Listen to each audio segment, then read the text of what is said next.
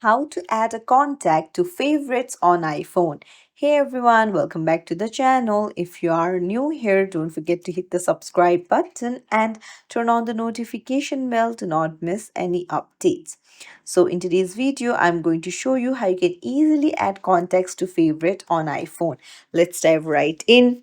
Just head over to your phone app and then find the contact that you want to uh, add to your favorites and just scroll down and you can see add to favorites option right there. Just click on it and then you can choose whether you want to add the favorites to message, call, or video. Tap on it and then that's it.